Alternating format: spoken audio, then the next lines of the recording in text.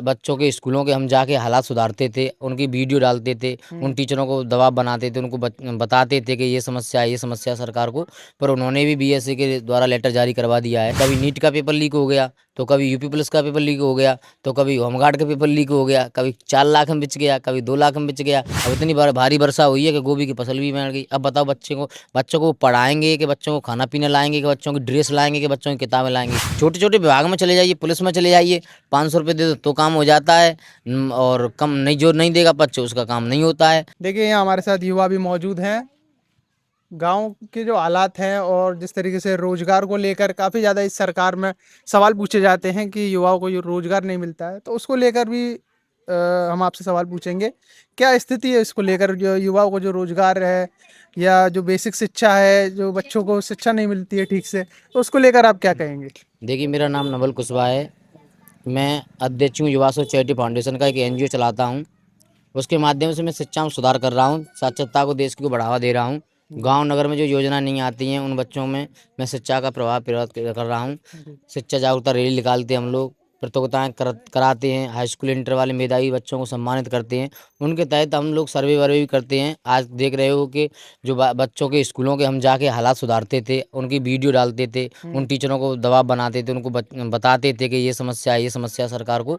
पर उन्होंने भी बीएससी के द्वारा लेटर जारी करवा दिया है हर प्रदेश में कि कोई भी जो है यूट्यूबर की एंट्री नहीं है, कोई भी वीडियो नहीं बनेगा, गेट बंद के आदेश कर दिए गए हैं। अब बताइए सरकार किस तरह अपने इस कार्यक्रम है जो उसका चल रहा है, काले काम है, उनको कैसे छुपा रही है कि कोई जनता उसे देख ना सके। हमारा विद्यालय प्राथमिक विद्यालय भरमुजपरा, हम उसमें जाएं, हम उसमें पढ़े हैं बड़े हैं, और उसकी हम समस्या नहीं उठा सकते तो धिक्कार है हमारे जीवन के लिए।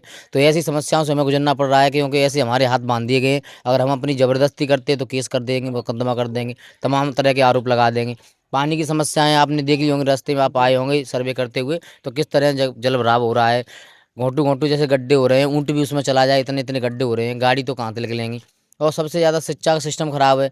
स्कॉलरशिप के नाम पे कुछ आता नहीं है, फॉर्म इतने कागज इतने बनवा दिए गए हैं कि ये आय प्रमाण पत्र बनवाइए, जाति प्रमाण पत्र बनवाइए, मूल निवास बनवाइए, तमाम पैसा और बच्चों का खर्च हो जाता है। स्कॉलरशिप के नाम पे कुछ नहीं आता है, और सेमेस्टर भी लेट हो रहे हैं। उच्च शिक्षा की बात करें तो कितने भी विद्यालय हैं, कोई किसी विद्यालय में किसी में क्लास नहीं लगती हैं।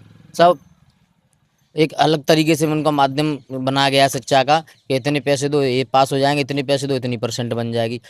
यहाँ पर कोई विद्यालय में, आगरा जिले के एक आध विद्यालय को छोड़कर किसी विद्यालय में क्लास वगैरह नहीं लगती हैं। तो शिक्षा को तो एकदम ख़त्म कर दिया गया है सरकार ने।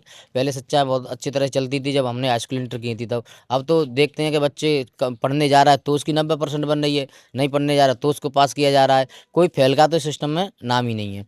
नौकरी रोजगार को लेकर चलें तो पेपर लीक हो जाता है। कभी नीट का पेपर लीक हो गया, तो कभी यूपी पुलिस का पेपर लीक हो गया, तो कभी होमगार्ड का पेपर लीक हो गया, कभी 4 लाख में बिच गया, कभी 2 लाख में बिच गया।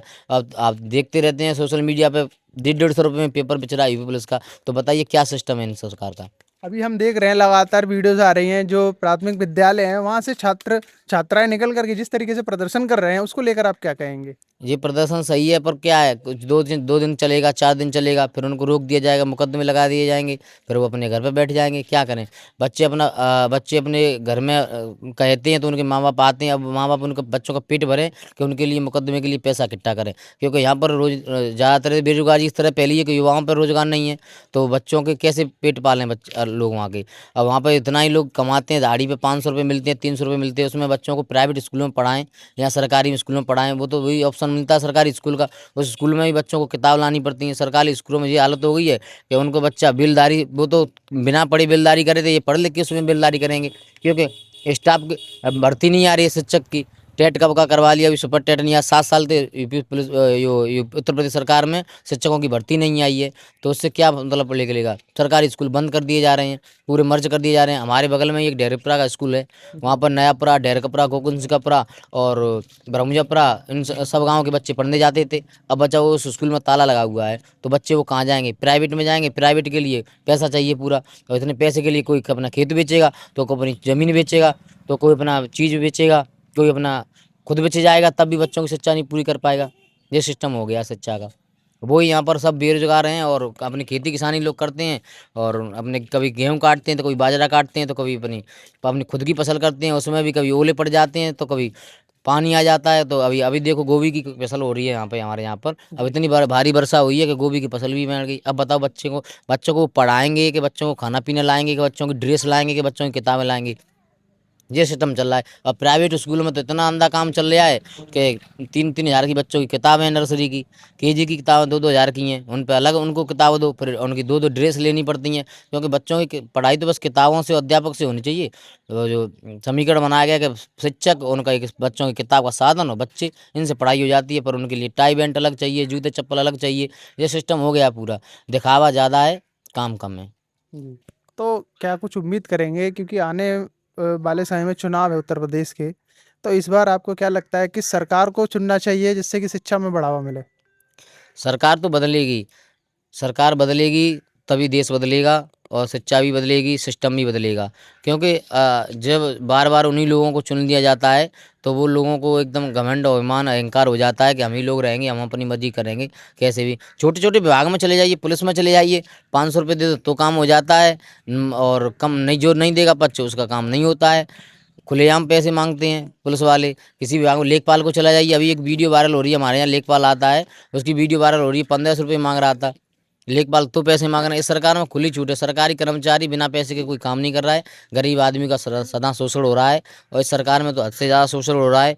इस सरकार में कोई सुनवाई नहीं कर रहा है किसी तरह की। चाहे आदमी अपना कागज बनवाने जाए, मृत्यु प्रमाण पत्र के लिए लोगों को 10-10 दिन भटकना पड़ता है, 20-20 दिन भटकना पड़ता है। जन्म पत्र के लिए 3-3 महीने लग जाते, 3 दिन के काम के लिए 3-3 महीने बनवा दिए गए। यहाँ पर प्रधानों को पंचायत सहायक दे दिया गया है कि यहीं तुरंत ही तुरंत के कागज बनवा दो, फिर भी 3-3 महीने में होता है। हमारे यहाँ पर एक सचिव हैं जो रिटायर कर दिए गए सैया ब्लॉक में, अभी उनको 4 महीने हो गए, अभी तक उन्होंने पदभार नहीं संभाला है। अगर नेतागिरी में कोई तुरंत खत्म हो जाता है, उपचुनाव तुरंत करा दिया जाता है। यहाँ पर एक सचिव का तबादला मतलब वो उठा दिया है, वहाँ सचिव नहीं बना पा रहा है कोई। उस समस्या सब, ना तो जन्म प्रमाण पत्र बन रहे हैं, ना मृत्यु प्रमाण पत्र बन रहे हैं, ना कोई आय प्रमाण पत्र बनना है, ना कोई खेत की खतौनी तक ही नहीं निकाल पा रहा है कि माने सचिव नहीं है, सब सचिव नहीं है, सचिव नहीं है, कोई एक्शन नहीं लिया जा रहा है। काफ़ी सारी बातें आपने डिटेल में बताई, जिनको लेकर के सरकार को सोचना चाहिए। काफ़ी अच्छी बातें की हैं आपने। तो मैं फिर भी आपसे ये पूछना चाहूँगा कि जिस तरीके से सरकार में आप बदलाव चाहते हैं, तो ऐसा कौन-सा नया चेहरा है या कोई और है, या किसी और पार्टी को आप लोग ऐसा देख रहे हैं कि आगे चलकर वो शिक्षा को लेकर और जितने भी जो आपने मुद्दे बताए उनको लेकर के काम कर सकती है? शिक्षा को लेके देखिए, हमारे प्रेजेंट में हमारी विधानसभा में भूपेंद्र कुशवाहा हैं, जी। वो अच्छी तरह से हर लोगों की जन जन की सुनवाई कर रहे हैं, जन जन की हित में पहुंच रहे हैं, हर सुख दुख में भाग ले रहे हैं। तो हम तो चाहते हैं कि अगर बदलाव हो तो ऐसे युवाओं को मौका मिलना चाहिए जो समस्याओं से जूझ रहे हों, उन समस्याओं का समाधान भी करेंगे और आगे चल के युवाओं को बढ़ावा भी देंगे, बुजुर्गों की मदद भी करेंगे, महिलाओं का सम्मान भी करेंगे। जी, धन्यवाद बहुत-बहुत। देखिए, काफ़ी अच्छी बातें करी, डिटेल में बातें बताई।